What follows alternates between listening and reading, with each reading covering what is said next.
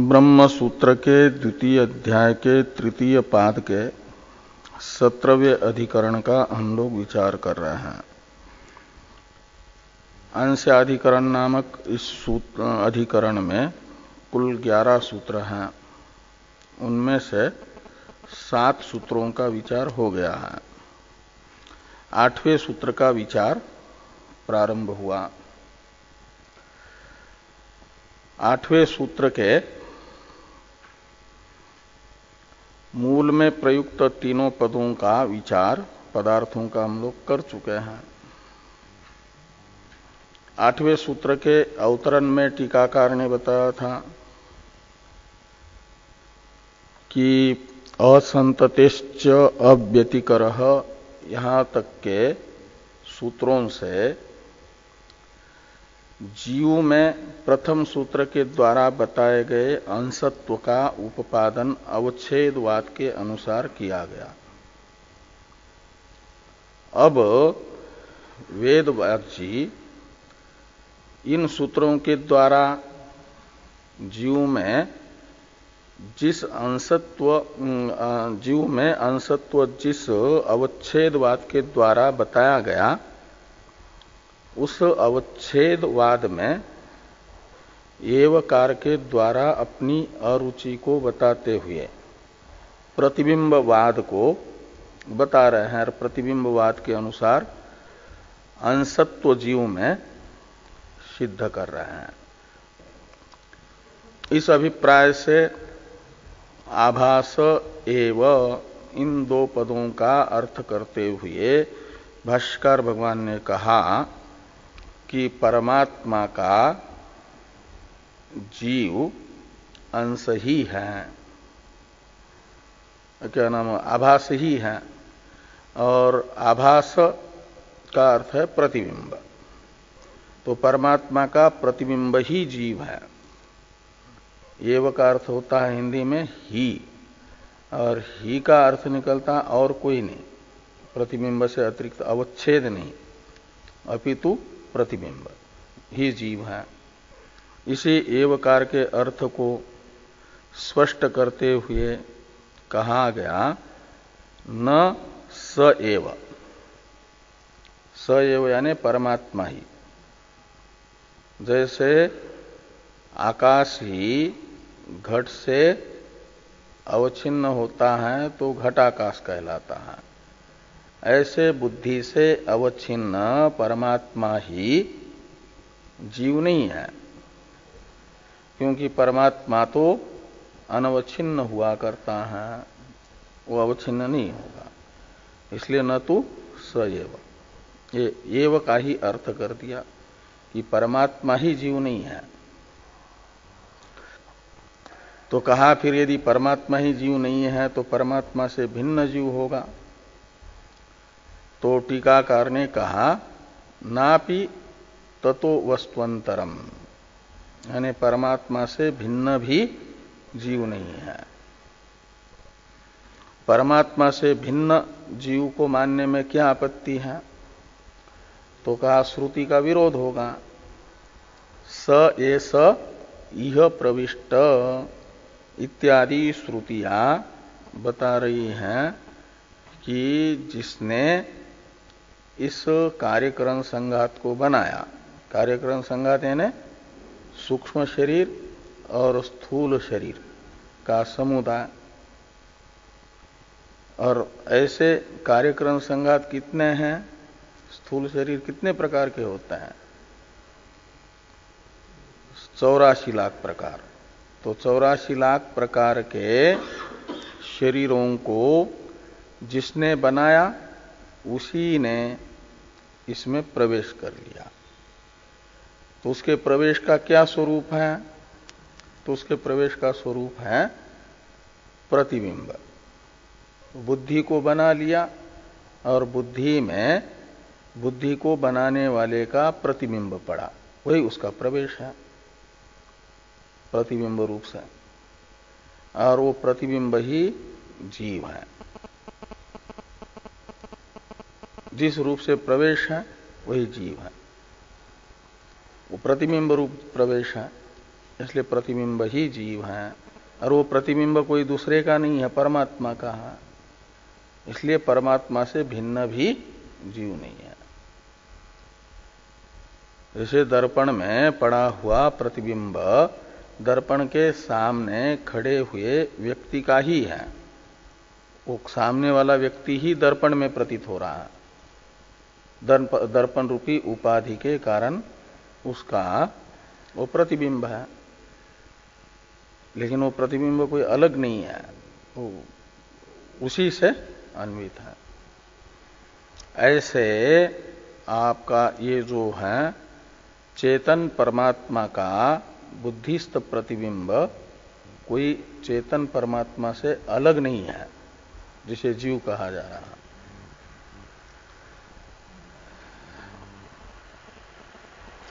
और अतश्च इत्यादि की अवतरण टीका को देख लो। यहां तक तो नापि वस्तुअंतरम जो भाष्य है, हम लोग कल इसकी चर्चा कर चुके हैं। अब भाष्य में आता है अतश्च यथा न एकस्मिन जल सूर्य के इत्यादि, इसकी अवतरण टीका है। अतश्च इत्यादि वाक्य से भाष्यकार भगवान प्रतिबिंब पक्ष में कर्मफल असांकर्य की व्यवस्था बता रहे हैं। इसलिए टीकाकार अवतरण लिखते हैं कि अस्मिन् पक्षे बुद्धि प्रतिबिंब भेदात स्वर्गी नारकी इत्यादि व्यवस्था जीवत्वस्य अविद्यकत्वात् विद्यया मोक्षश्च इति उपपद्यते इत्याह अतश्च इत्यादिना। ये टीका में है ना।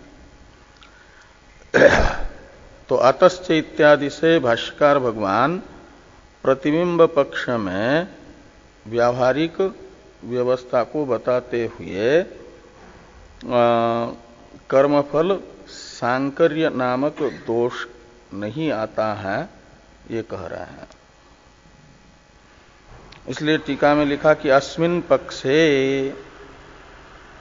इसमें अस्मिन् पक्ष शब्द से समझना प्रतिबिंब पक्ष। दो पक्ष हो गए ना, एक अवच्छेद पक्ष और दूसरा प्रतिबिंब पक्ष। तो अस्मिन् शब्द से लेना प्रतिबिंब पक्ष को।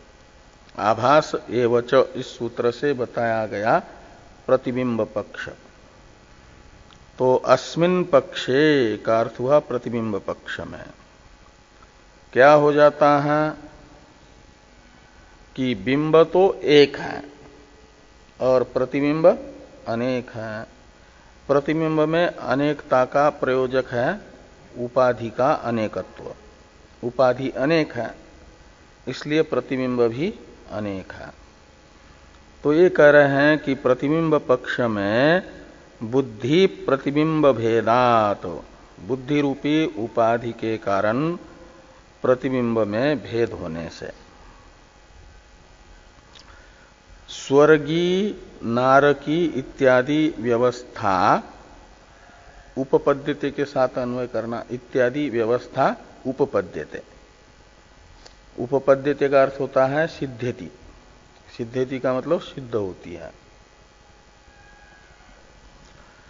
तो ये जो प्रतिबिंब पक्ष है, इस प्रतिबिंब पक्ष में बुद्धिस्थ चेतन का प्रतिबिंब रूप जीव अनेक होने से, भेद होने से, ये स्वर्गाधिकारी जीव हैं, उसे स्वर्गी कहा जाता है। जिसे स्वर्ग मिलना है मनुष्य शरीर छूटने के बाद, वह स्वर्गी, स्वर्ग का अधिकारी। और मनुष्य शरीर छूटने के बाद जिसको नरक में जाना है उसे कहा जाएगा नारकी, नरक का अधिकारी नारकी। ये जो व्यवस्था है, यह व्यवस्था सिद्ध हो जाती है, उपपन्न हो जाती है जीव अनेक होने से। जीव है परमात्मा का, एक परमात्मा के अनेक बुद्धिस्थ प्रतिबिंब। वे अनेक है बुद्धि रूपी उपाधि के अनेक होने से, और जिसका प्रतिबिंब है वो एक है परमात्मा। और वो जीवों के प्रतिबिंब रूप जीवों के अनेक होने से स्वर्गाधिकारी जीव अलग, नरकाधिकारी जीव अलग, ये व्यवस्था बन जाती है। और ये तो कर्म कांड की व्यवस्था बन गई।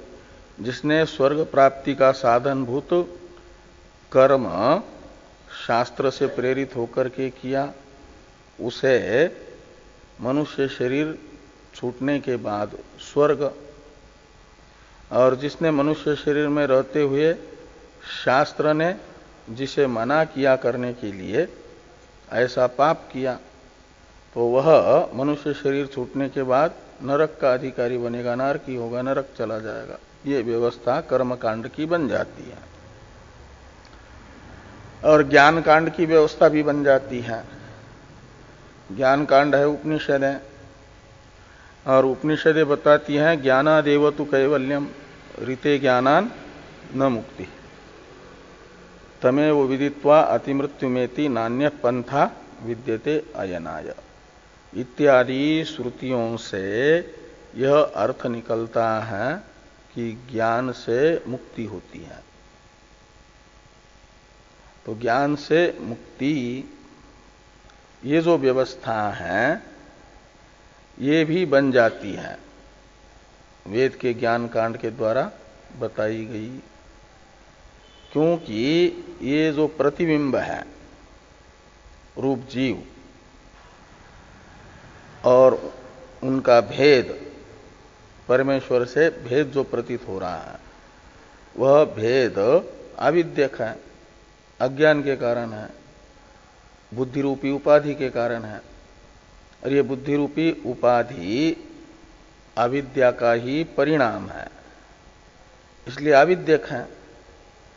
और जो अविद्यक का अर्थ होता है कल्पित, आरोपित,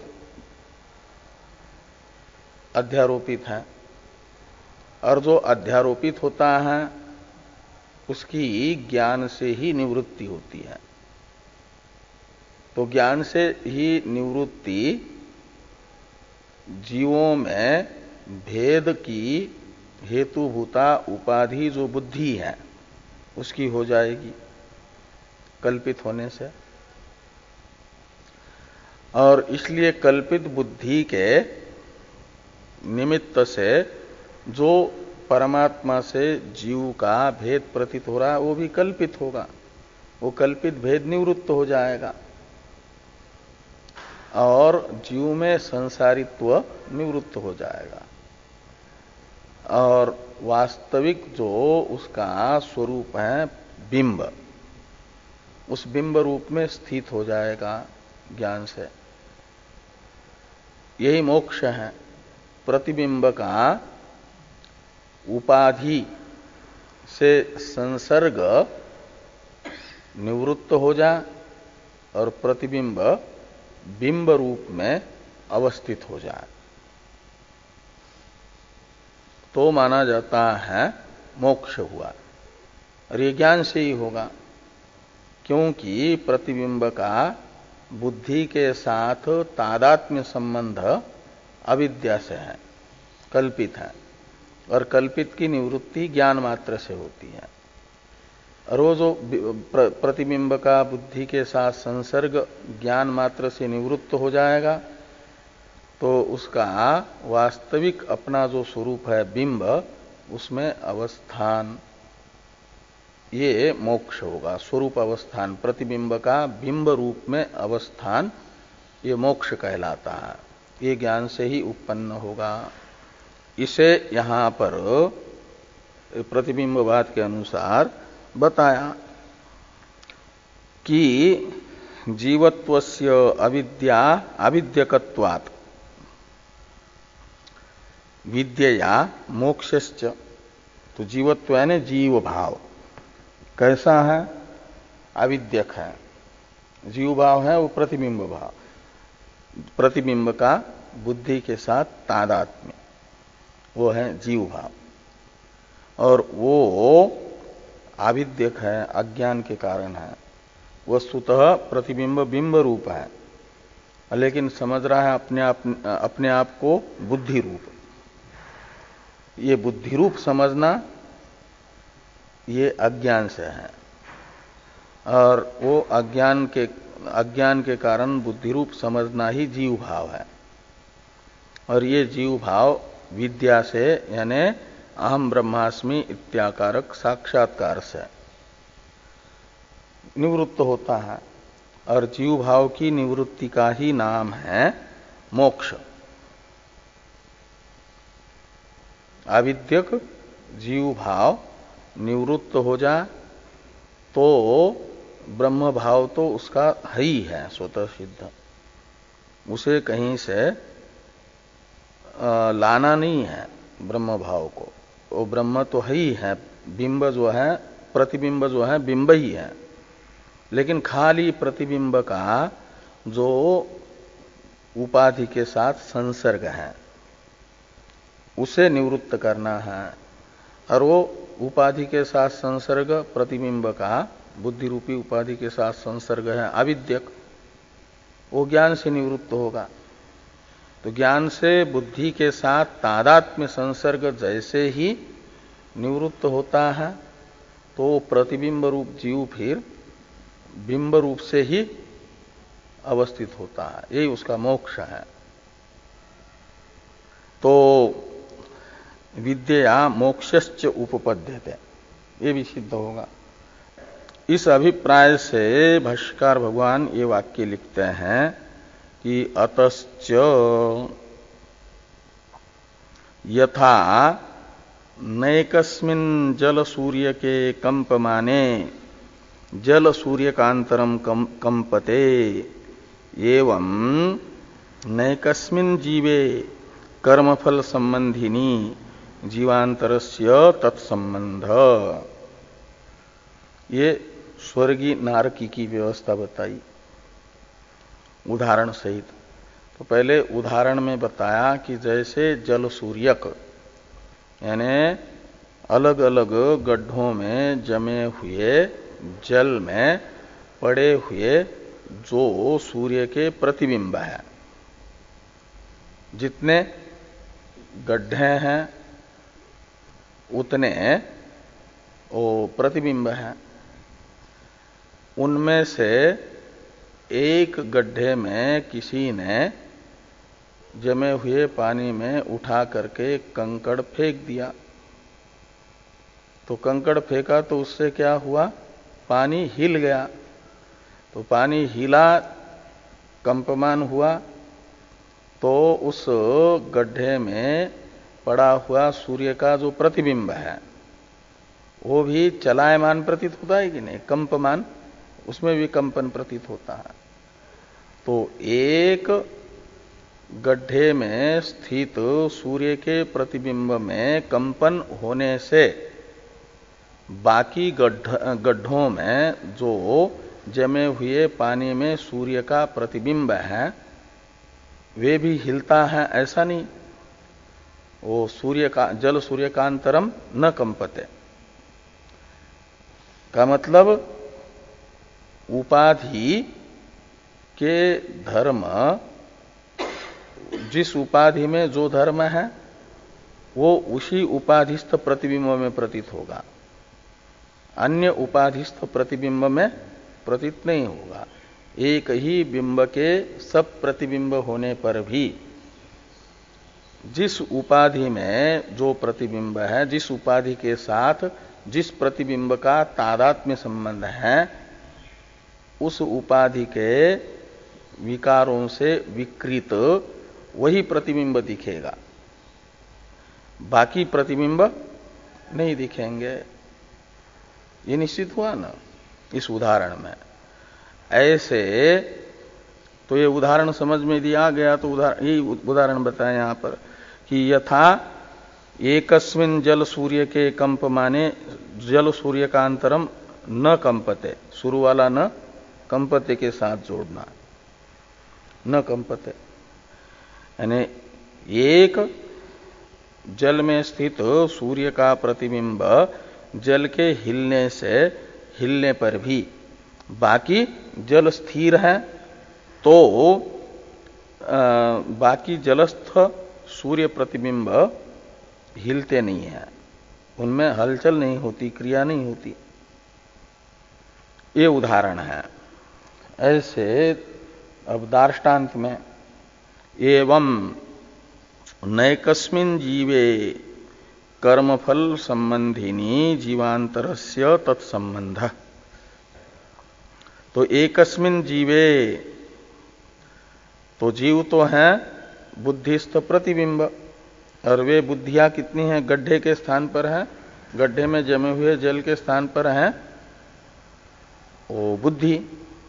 गड्ढे हैं एक प्रकार से शरीर, अलग अलग शरीर, और उनमें जमा हुआ पानी है बुद्धि, और उसमें पड़ा हुआ चेतन का प्रतिबिंब सूर्य है, चेतन परमात्मा सूर्य के स्थान पर, और उनमें उन बुद्धि रूपी जल में पड़ा हुआ प्रतिबिंब है जीव। तो अलग अलग गड्ढे हैं, ये गड्ढे की तरह ये सारे शरीर हुए, उनमें जमा हुआ जल हुआ बुद्धि, और सूर्य के स्थान पर बिंब रूप सूर्य के स्थान पर चेतन परमात्मा, उसमें पड़ा हुआ प्रतिबिंब जीव। तो कौन सा जीव किस कर्मफल के साथ संसर्ग रखेगा?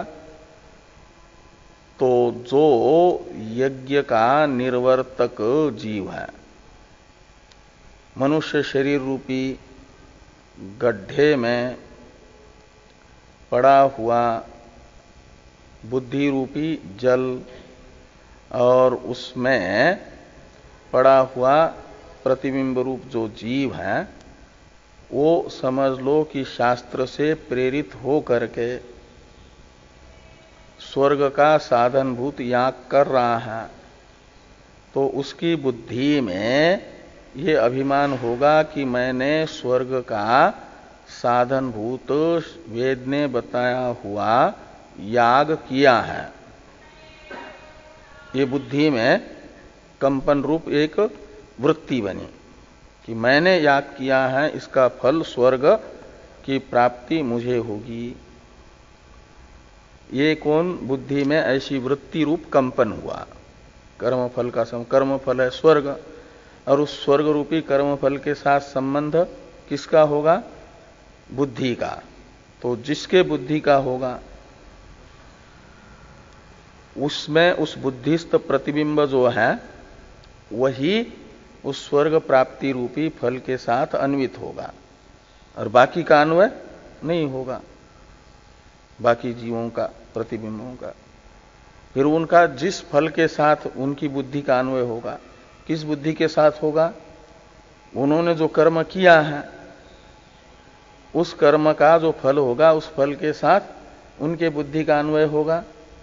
अपने अपने बुद्धि का अन्वय जिस जिस कर्म फल के साथ होता है, उस कर्म फल के साथ जीवों का अन्वय माना जाएगा, प्रतिबिंब का अन्वय यानी संबंध माना जाएगा। ऐसा होगा ना? तो यही कर्मफल व्यवस्था हो गई। सब जीवों का एक ही फल के साथ संसर्ग नहीं होगा वेदांत में, प्रतिबिंब रूप जीव मानने पर भी। इस अभिप्राय से कहते हैं कि एकस्मिन् जीवे कर्मफल संबंधिनी, ये सती सप्तमी है सती, जीवांतरस्य तत्संबंध न, शुरू वाले न को इधर ले आना, और तत्संबंध में तत्का अर्थ है कर्मफल, कर्मफल के साथ संबंध नहीं होगा। एक जीव का जिस कर्मफल के साथ स्वर्गादि कर्मफल के साथ संबंध हो रहा है, उसी कर्मफल के साथ बाकी जीवों का संबंध नहीं होगा। तो यही अव्यतिकर है। व्यतिकर का अर्थ होता है कर्मफल सांकर्य। तो प्रतिबिंब पक्ष में कर्मफल सांकर्य नहीं हुआ ना। कर्मफल सांकर्य का तो अर्थ है कि कर्म किसी ने किया और फल एक साथ अनेकों को मिल जाए, जिसने नहीं किया उसको भी मिल जाए, और जिसने किया उसको कहीं दूसरे कर्म का फल मिल जाए, ये सांकर्य माना जाता है। ऐसा सांकर्य प्रतिबिंब पक्ष में नहीं होता। ये यहां पर कह रहे हैं एवं अपि अव्यतिकर एव कर्मफलयो। एवं का मतलब प्रतिबिंब पक्षेपि, एवं अपि का अर्थ निकला कि इस प्रकार परमात्मा का प्रतिबिंब ही जीव है, ऐसा मानने पर भी एवं अपि का अर्थ है ओ अव्यतिकर एव कर्मफलयो, तो कर्मफल में अव्यतिरिक ही होगा। जैसे बुद्धि अवच्छिन्न परमात्मा जीव है ये मानते हैं, उस पक्ष में कर्मफल अव्यतिरेक है, ऐसे बुद्धिस्त प्रतिबिंब चेतन का जीव है ये मानने पर भी कर्मफल अव्यतिरेक ही है, असांकर्य ही है।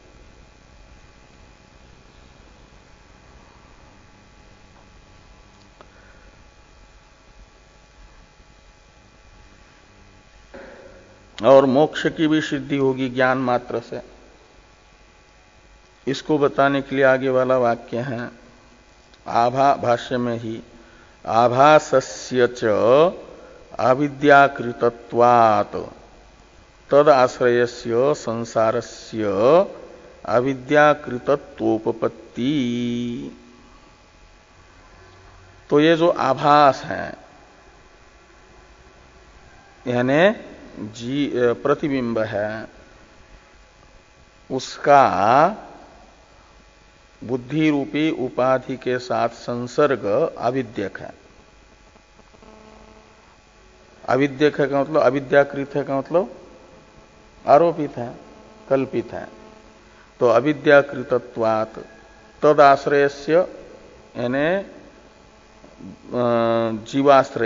जीवाश्रयस्य संसारस्य, जीव है आश्रय जिसका, जीव यानी वो आपका बुद्धि तादात्म्यापन्न जीव जो अविद्यक है, कल्पित है, और उस कल्पित बुद्धि तादात्म्यापन्न कल्पित जीव के आश्रित जो संसार है उसे कहा जाता है तदाश्रय से संसारस्य। तो जब बुद्धि संश्लिष्ट जीव ही कल्पित है तो उस कल्पित जीव में रहने वाला कर्तृत्व भोक्तृत्वादि संसार, पुनरपि जननम पुनरपि मरणम रूप जो संसार, वह सत्य कैसे होगा?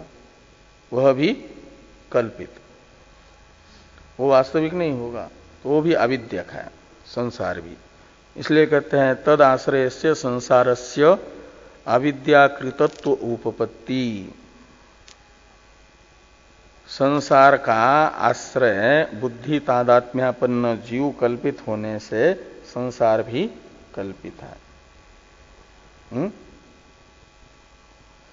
तो कल्पित होने से संसार की निवृत्ति ही मोक्ष है। तो संसार की निवृत्ति ज्ञान से होगी, ज्ञान मात्र से संसार की निवृत्ति सिद्ध होगी। ये वेदांत का सिद्धांत है कि ज्ञानादेव तु कैवल्यम। ये जो वेदांत का सिद्धांत है वो भी उत्पन्न होगा संसार कल्पित होने से। ये आगे कहा जा रहा है कि तद युदासेन च पारमार्थिकस्य ब्रह्मात्म भावस्य उपदेश उपपत्ति। तद युदासेन यानी कल्पित संसार की निवृत्ति द्वारा, निराकरण द्वारा, पारमार्थिक जो ब्रह्मात्म भाव है, बिंब का आरोपित स्वरूप तो है बुद्धि के तरह, और वास्तविक स्वरूप है बिंब अपने आप को अपनी उपाधि भूत, प्रतिबिंब अपने आप को अपनी उपाधि भूत बुद्धि रूप ही समझे तो ये उसका कल्पित स्वरूप है, भ्रांति सिद्ध स्वरूप है। और प्रतिबिंब अपने आप को बिंब रूप समझे तो प्रतिबिंब का पारमार्थिक स्वरूप है बिंब। तो ये जो प्रतिबिंब का पारमार्थिक स्वरूप है प्रतिबिंब, उसकी भी सिद्धि हो जाती है, उत्पत्ति हो जाती है। किससे?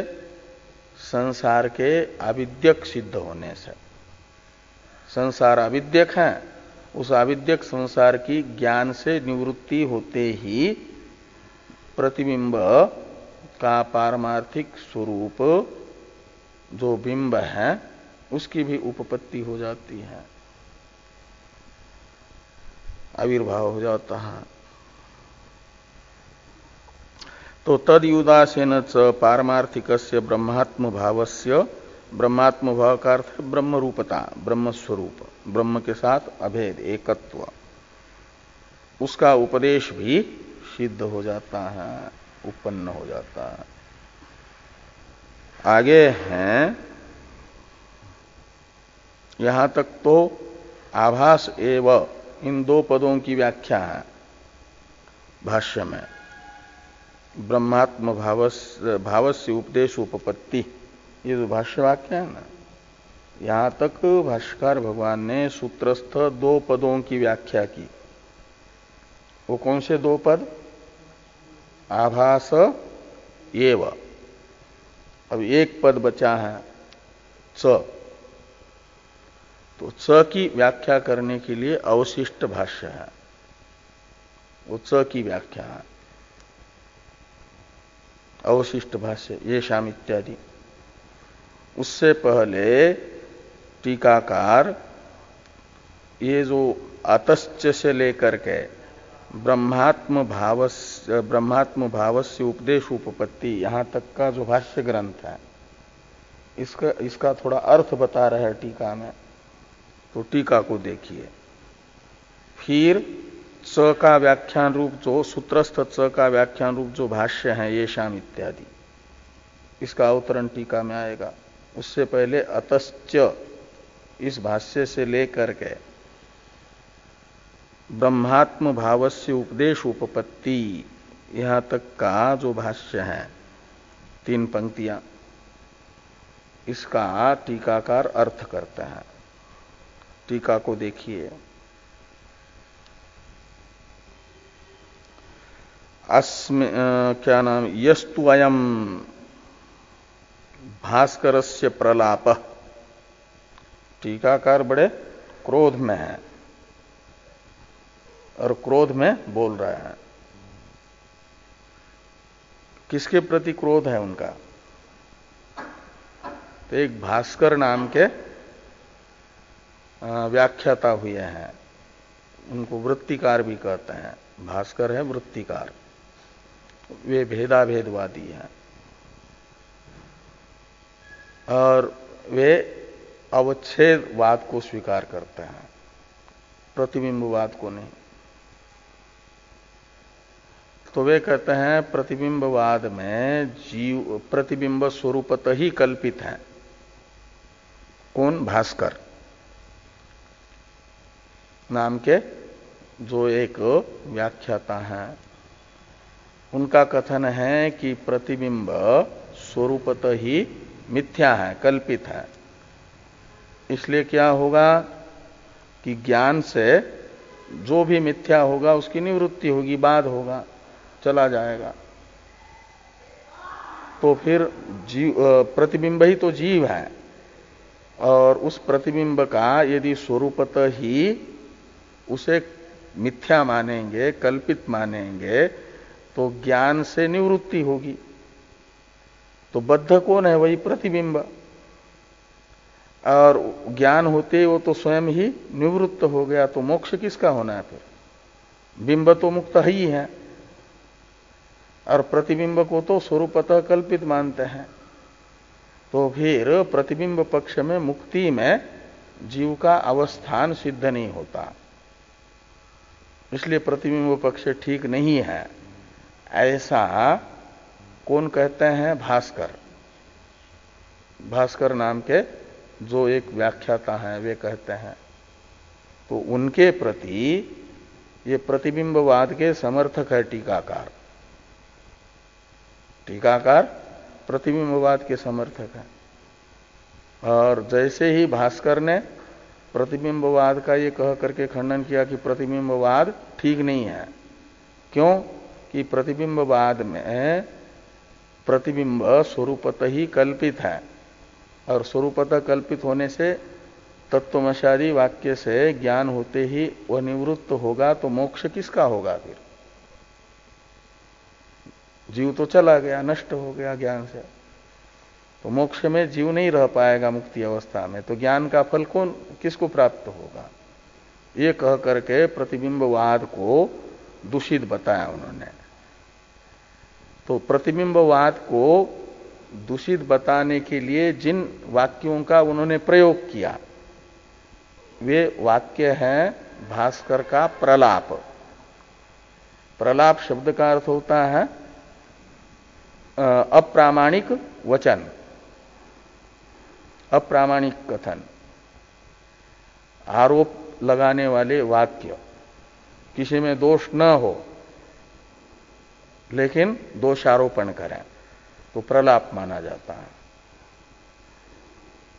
तो इसलिए टीकाकार कह रहे हैं कि यस्तु अयम भास्करस्य प्रलाप,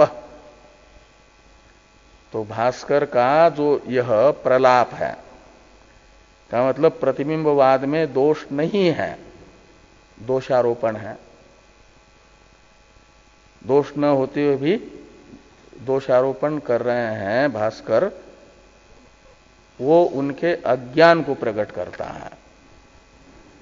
उनको प्रतिबिंबवाद का जो वास्तविक रहस्य है वो वास्तविक रहस्य ही मालूम नहीं है, इसलिए ऐसा अनर्गल प्रलाप कर रहे हैं। ये टीकाकार कह रहे हैं कि यस्तु अयम भास्करस्य प्रलापः प्रतिबिंबस्य नोपाधि संसृष्टतया कल्पितत्वम् किंतु स्वरूपेण एव। तो क्या प्रलाप है उनका भास्कर का? तो प्रलाप बताया जा रहा है कि वे कहते हैं कि प्रतिबिंब में कल्पितत्व उपाधि संसृष्ट रूप से नहीं है, यानी संसृष्ट रूप से प्रतिबिंब कल्पित है, ऐसी बात नहीं है। अपितु प्रतिबिंब स्वरूपतः ही कल्पित है, ऐसा उनका कथन है। ये उनका वो प्रलाप है, मिथ्या प्रलाप है, कथन है। तो संसृष्टतया कल्पितत्व और स्वरूपतः कल्पितत्व, इसमें क्या अंतर होता है? तो जैसे अयम सर्प, ये कहा जाता है ना, अयम सर्प कहते हैं कि नहीं? नहीं समझे? अयम सर्प नहीं समझ में आता। मंद अंधकार में रस्सी ऐसे पड़ी है रास्ते में, समझ लो सूर्यास्त हो गया है, स्ट्रीट लाइट जल नहीं रही है, भोजन करके आप आ रहे हैं इधर कमरे में सोने के लिए, रास्ते में रस्सी पड़ी है और आपको मालूम नहीं है, लेकिन आपने कभी सत्य सर्प देखा है तो सर्प का संस्कार आपकी बुद्धि में प्रकट हुआ और उधर से आते समय सीधी नजर उस पर पड़ी रस्सी पर, लेकिन रस्सी के रूप में दिख नहीं रही क्योंकि प्रकाश नहीं है और सर्प का संस्कार तो प्रकट हो ही गया, तो आपको क्या ज्ञान होगा? ये सर्प है, अयम सर्प। ये कहोगे नहीं, अयम का अर्थ होता है जो सामने है, यह सर्प है, ऐसा होगा ना? तो इसमें जो, और बाद में स्ट्रीट लाइट का स्विच किसी ने ऑन कर दिया, स्ट्रीट लाइट जल गई, प्रकाश हुआ और रस्सी दिखी, तो उस समय आप क्या कहोगे कि यह रस्सी है,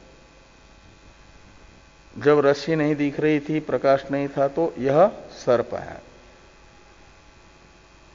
और प्रकाश हुआ, रस्सी दिखी, तो यह रस्सी है, ऐसा कहोगे ना। तो इसमें जो यह है, सर्प की प्रतीति तो जब तक भ्रांति है तब तक है, और रस्सी की प्रतीति उस समय नहीं है भ्रांति में। प्रकाश होगा, यथार्थ ज्ञान होगा तो रस्सी दिखेगी, लेकिन यह तो दोनों समय दिख रहा है कि नहीं। भ्रांति में भी यह सर्प है, और यथार्थ ज्ञान होता है प्रकाश के समय, तब भी यह रस्सी है। तो यह का दोनों के साथ संबंध है। सर्प तो आरोपित है, रस्सी तो यथार्थ है। तो आरोपित सर्प के साथ भी संबंध है उसका, और यथार्थ रस्सी के साथ भी संबंध है। किसका? यह का, है कि नहीं। तो यह और ज्ञान क्या करता है? जो भी आरोपित होगा, कल्पित होगा, उसको हटा देता है, निवृत्त कर देता है। ज्ञान से आरोपित वस्तु की निवृत्ति होती है, यह है ना सिद्धांत। और जो वास्तविक वस्तु होगी उसका निवर्तक ज्ञान नहीं होता। तो ये जो आपका यह है, यह मिथ्या है कि सत्य है, इसका निर्धारण करना है। सत्य वस्तु जो होगी वो भ्रांति में प्रतीत नहीं होगी, और जो कल्पित वस्तु होगी वो यथार्थ ज्ञान से निवृत्त होगी। तो यह सत्य है या कल्पित है?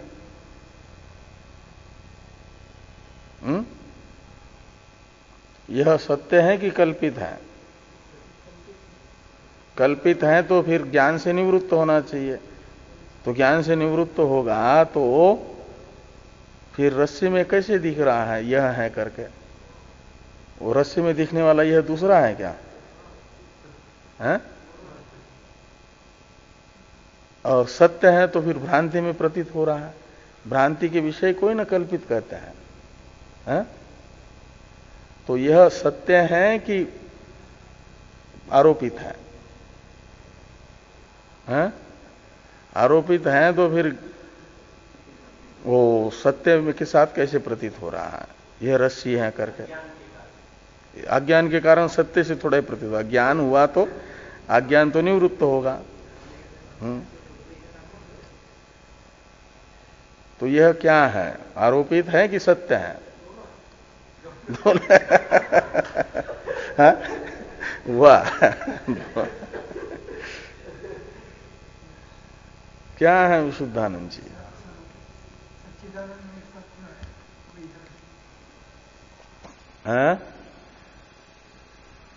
तो उसको यह जो है, इसको संसृष्ट रूप से कल्पित और स्वरूपतः सत्य माना जाता है।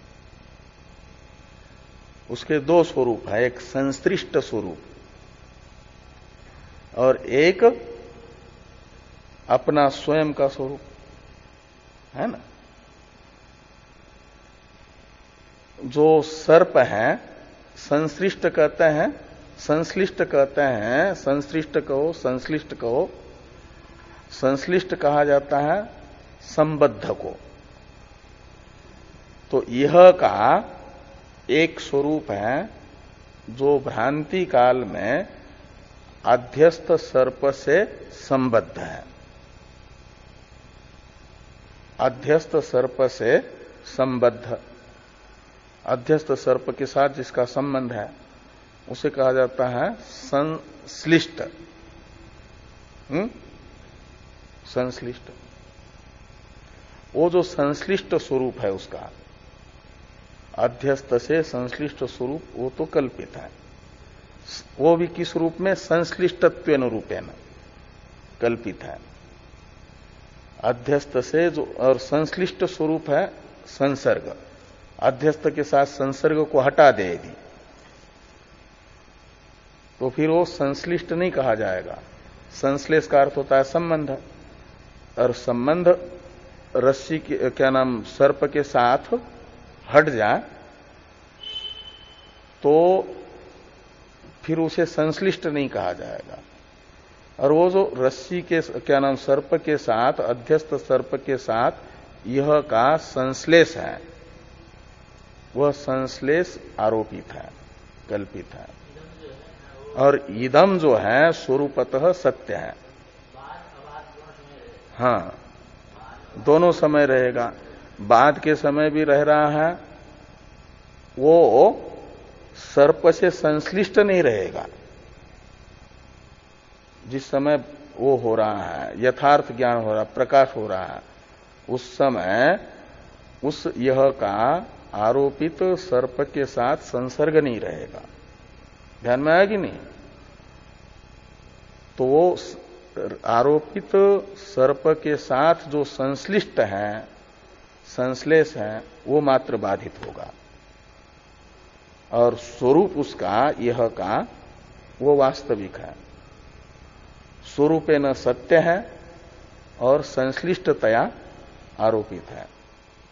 तो संश्लिष्टता का अर्थ होता है संश्लेष, संबंध। तो संबंध मात्र कल्पित है आरोपित के साथ, इसलिए ज्ञान से संबंध चला जाता है, वो सर्प से संश्लिष्ट प्रतीत नहीं होता। जो वास्तविक है उससे संश्लिष्ट प्रतीत होगा, ऐसा होता है। तो ये दोनों में कुछ अंतर स्पष्ट हुआ कि नहीं? कि प्रकाश के समय यह का सर्प के साथ संश्लेष मात्र नहीं रहता, वो बाधित हो जाता है, वो आरोपित था।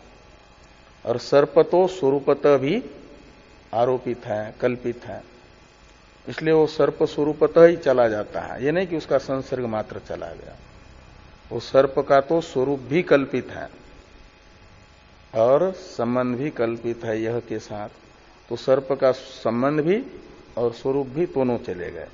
और यह का तो स्वरूप सत्य था और केवल सर्प के साथ संबंध मात्र कल्पित था, वो संबंध मात्र चला जाता है, ऐसा हो जाता।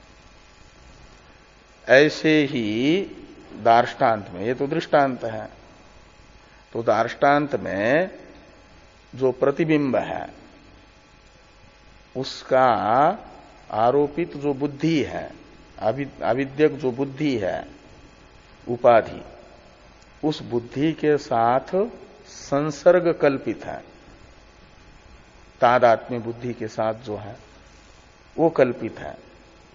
और प्रतिबिंब का स्वरूप तो यह के तरह सत्य है। ये तो प्रतिबिंबवाद का रहस्य है, तात्पर्य है। और इस रहस्य को भास्कर नहीं जानते हैं, और नहीं जान करके कहते हैं क्या कि प्रतिबिंब संश्लिष्ट रूप से, यानी प्रतिबिंब का, चिदाभास का बुद्धि के साथ संसर्ग कल्पित नहीं, अपितु चिदाभास का स्वरूप ही कल्पित है प्रतिबिंब का। जैसे सर्प का स्वरूप कल्पित है, बुद्धि का स्वरूप भी कल्पित और प्रतिबिंब का स्वरूप भी कल्पित, ऐसा मानते हैं। वो कौन? भास्कर कहते हैं। ये उनका प्रलाप है। ये यहां पर कह रहे हैं कि यस्तु अयम भास्करस्य प्रलापः प्रतिबिंबस्य न उपाधि संसृष्टतया कल्पितत्वम्। प्रतिबिंब का, चेतन के प्रतिबिंब को उपाधिभूत बुद्धि से संसृष्ट रूप से, क्या मतलब उसका संसर्ग मात्र कल्पित नहीं है, अपितु स्वरूपेण एव, यानी वो प्रतिबिंब जो है स्वरूपतः ही कल्पित है, जैसे सर्प स्वरूपतः कल्पित है। ऐसा प्रतिबिंब भी स्वरूपतः कल्पित है।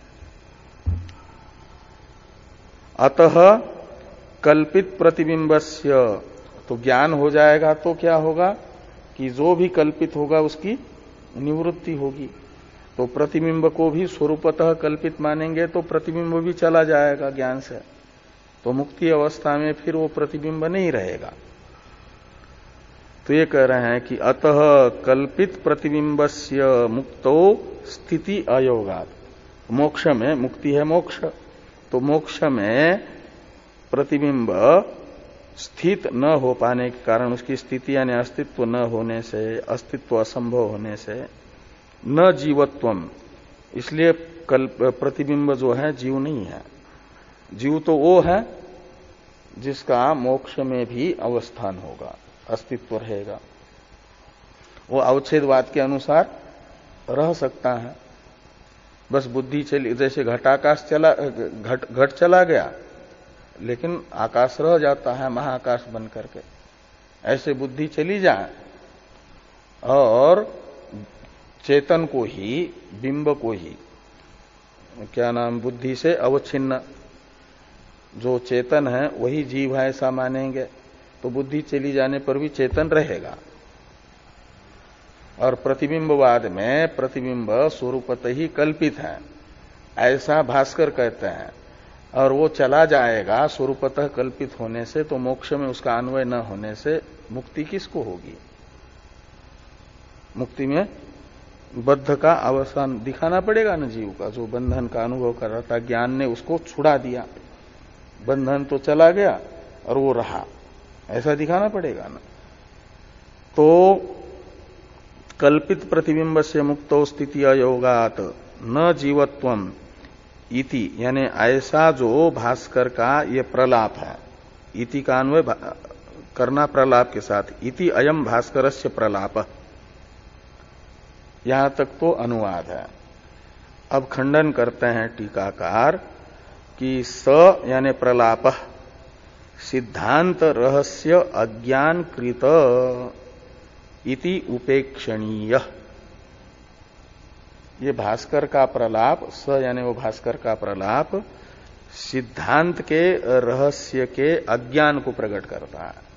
उनको प्रतिबिंबवाद का जो सिद्धांत है, इस सिद्धांत का वास्तविक रहस्य विषयक अज्ञान ही है, और उसी के कारण ऐसा कह रहे हैं। वे अज्ञानी है, बालक जैसे हैं, वो तो कुछ भी बोल सकता है मूढ़ व्यक्ति। ऐसे भास्कर प्रतिबिंबवाद के रहस्य के अज्ञान के कारण ऐसा प्रलाप कर रहे हैं, प्रतिबिंब को स्वरूपतः मिथ्या मान रहे हैं, आरोपित मान रहे हैं।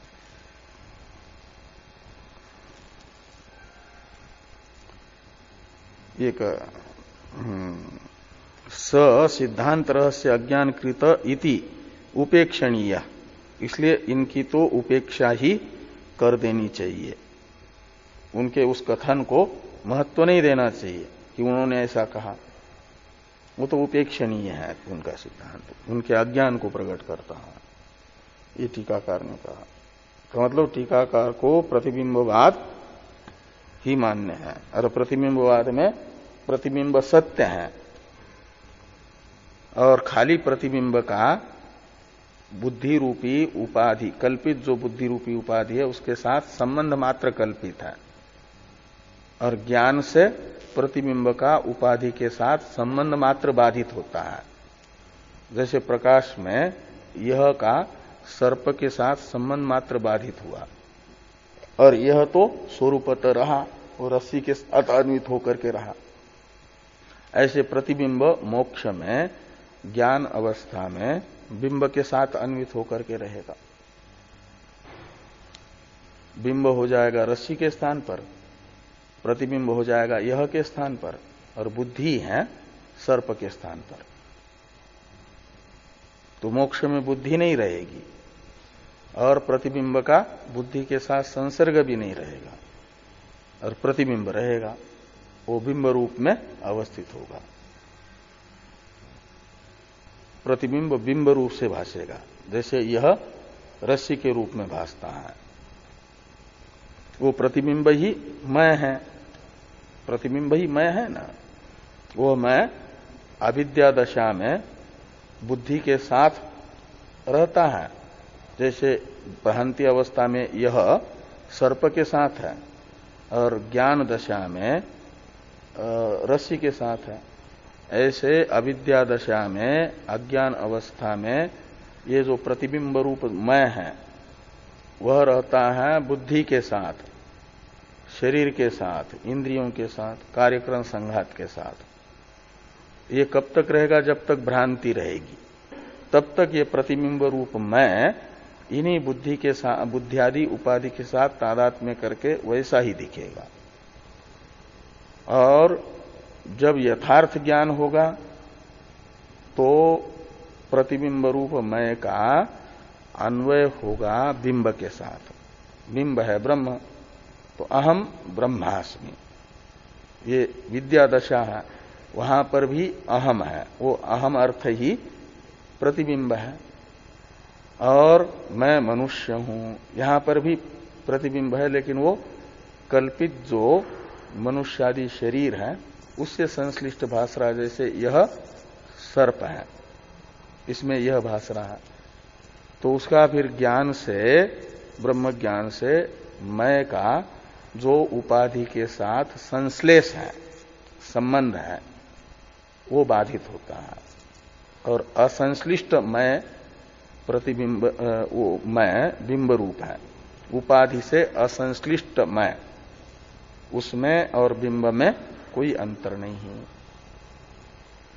तो थोड़ा और भी आ रहा है, दो तीन वाक्य हैं इसी विषय में, इस पर चर्चा हम लोग कल करते हैं।